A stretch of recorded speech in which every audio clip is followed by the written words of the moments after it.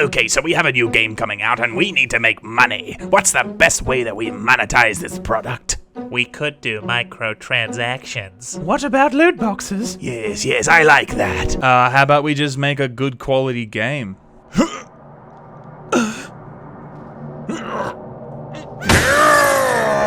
This video is sponsored by ExpressVPN. More information after the video. So CD Projekt Red. I think you really triggered people with your Polish accent. By the way, we can't tell the difference between a Polish accent and a Russian accent. Apologies, Poles. We know there's a difference. We just can't tell, okay? Just like when people can't tell the difference between New Zealand, Australia. People call me English. People call me Scottish. They call him a loser, like all that kind of stuff.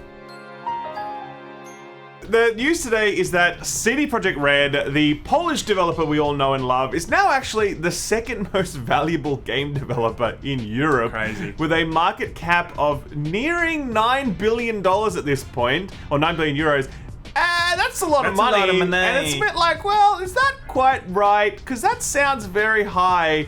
A lot of people are sort of speculating that it's in a bit of a bubble state at this point. I think there's a fair amount of evidence to back that up, as much as I love CD Projekt Red. Anyway, let's talk about it. So you know why CD Projekt Red is good. Worth money.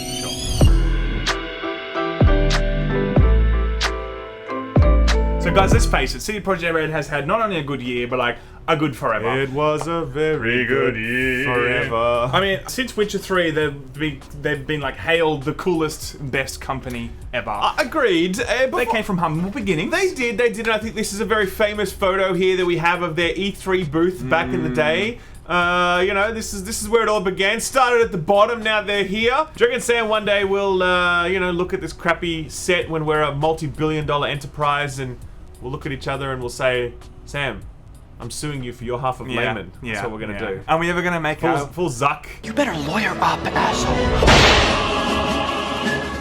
So obviously, from these humble beginnings, they made The Witcher 1 and 2, which were very well-received games, respected RPGs. Witcher 2, even today, still has a very good rap. There are lots of videos. Have you noticed lately, lots of people are going back and playing Witcher 2? I've seen a lot of gameplay clips, but I didn't know there was a trend going on. There's like this thing going on right now where YouTubers are going back to play Witcher 2, and they're like, oh, it still holds up, don't you know? So anyway, the very respected games, they did well, and they sold well, but they weren't like stratospheric successes. Yeah. And then we get to The Witcher 3. I feel like The Witcher 3 is almost like the Zelda of the 2010s. What? Do you feel like? Like it was like so prolific. Like everyone just holds it in so high esteem. It is the very definition of a hidden indie gem, of course. It certainly is. Yes, no, but I do believe that it was among the best games of that generation. A lot of people say it's the best game of the generation. Personally, it went Mass Effect and then it went Witcher 3 in terms of like that cinematic storytelling style. Yeah, I think Witcher 3 was the only, because Mass Effect before then was just like, holy shit, incredible. I think Witcher 3 was the only game to kind of carry that forward. That is, of course, before the arrival of Mass Effect Andromeda, which really, you know, just reclaimed Mass Effect's title, and it was just... Sorry, my face is tired. So look, if you look at the stock graph here, right, because I know all about stock graphs, trust me on that. 2015 is when Witcher 3 came out. Now, as you see here, it really just is slowly but steadily creeping up, but we're not seeing explosive growth. Even in 2017, that's when we start getting a bit more growth, and that's only when CD Projekt Red announces Cyberpunk 2077. Yeah, well, we kind of knew that Cyberpunk was coming before then, but they start to build the hype machine at this time. Like, 2017 is when they're like, hey guys, start getting ready for Cyberpunk, we're going to talk about it real soon, and then we can start to see a pretty sharp increase in the rate of growth for the share price for CD Projekt Red. Yeah. That really sort of culminates in when we get to this sort of like 2018 period, as we get up to E3, and it really spikes. It's just completely J-curves. That was the entire show, in my opinion. Correct. That was the game that took the show. That was absolutely right. That was the first time that journalists saw the behind-the-scenes gameplay.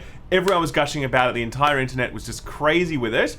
And then obviously it dropped back a little bit after that while people sort of like calmed down, the hype wore off and whatever else. Then we had the lead up into the next year where things continued to grow. We had the Keanu reveal for Cyberpunk. You can see that right there. That's when the Keanu moment happens. That's when he walks on stage and everyone just starts buying stocks. That's right, exactly right. Then check this out. Here comes the money. Here we go. And then after that, I think, you know, The Witcher 3 continued to sell really well, buoyed by two things in particular. One, a Witcher 3 Switch port, very well received port, sold really well. Do you know they just added PC cross save to The Witcher 3 on Switch. Really? Yeah, totally. So you could play on PC, save your game, then like download that save to Switch, and then go back and forth. Is there something they can't do? Really? Come on, right. CD Projekt Red. And then, of course, we also had the release of the Witcher TV series, starring Henry Cavill, which was the most viewed new TV series in history on Netflix, with 76 million viewers in that first window. That's insane, and that obviously has led to another huge spike for CD Projekt Red. And Season 2, it's coming. So and Season 2 is also coming. I think on all fronts with CD Projekt Red, I can't think of anything that they're not succeeding at. Maybe, work culture. That's like the only thing that they're not open. And they're open about that as well. They're like, yep, we crunch. We crunch hard. That's how it is. Yeah. There you go, you know? I think what's really interesting, though, is that this success story has been built on the fact of really treating customers well. And you guys know this, you guys watch this channel, we talked about this a lot, so we're not going to hit the point very hard. Yeah. But they are a walking, talking example of the idea that you don't need to rip off your customers to make lots of money and do really well as a company and grow and be successful. Yeah. And that is a very relevant example in 2020, not just for gaming, but for companies in general, man. Yeah, not only do they speak to the consumer well, and have a good relationship with them, but their games are also fantastic. You know, it's one thing to maybe just have a great game and then like barely speak to your audience, but they actually get both of those Nintendo, things for example. really well. Exactly right. But what I think's particularly interesting about this is the discussion about whether or not this price is overvalued. Because it seems like it seems a bit crazy, right? This valuation puts them as the second most valuable games publisher in Europe after Ubisoft. Now, Ubisoft obviously has dozens and dozens of development studios. It has dozens and dozens of IPs. It has mobile presence. It has an entire sort of like monetization scheme that it uses to rake in billions of dollars every year. And then you've got that compared to CD Projekt Red.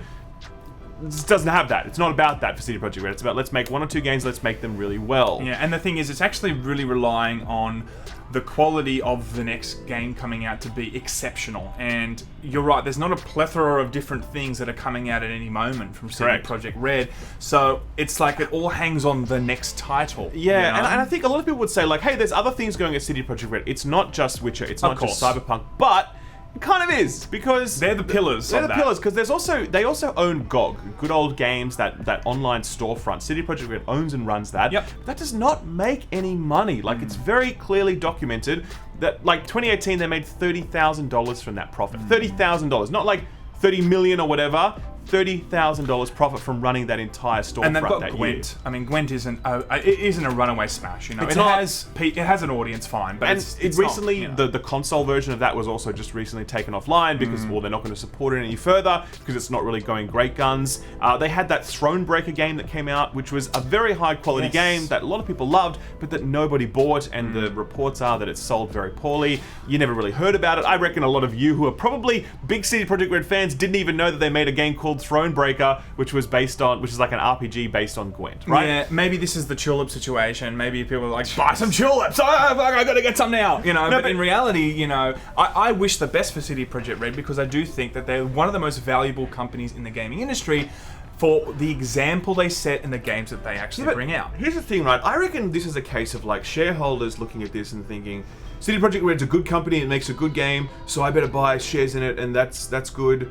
But I think that like the reality is, shareholders are going to get disappointed with the fact that CD Projekt Red is not this money-making machine that wants to monetize everything and do like that's not part of their culture. And I reckon some shareholders are probably going to be disappointed when they see Cyberpunk comes out, it sells really well, and then that's it. There's no like long-tail monetization scheme based on loot boxes and battle passes and all that sort of stuff. There's the multiplayer and they're going to aspect. go, sure, that's much later though, and they're gonna go, well, fuck this, why did I buy shares in CD Projekt Red? I could have bought shares in EA, and you know what I mean? Like, those companies are gonna hoover in a lot more cash than CD Projekt Red is, you know? So like, I don't know, I just feel like I would love it if CD Projekt Red continued to be successful, but I really hope they don't let this like share price influence their decision making. Shareholders ruin video games. Simple as that, right? And if CD Projekt Red can just continue down their path and not worry about any of that garbage and continue to make good products, everyone's going to continue to love them, except shareholders. Yes. You know, they're going to be disappointed. They're eventually going to walk away. I think that, you know, the only things that can give you any sort of confidence when you are looking to buy shares are like the data, right? 5 years of data. It looks really good for the last 5 years, but that has no indication of what it's actually going to be in the next 5 years. This is the problem, you know, like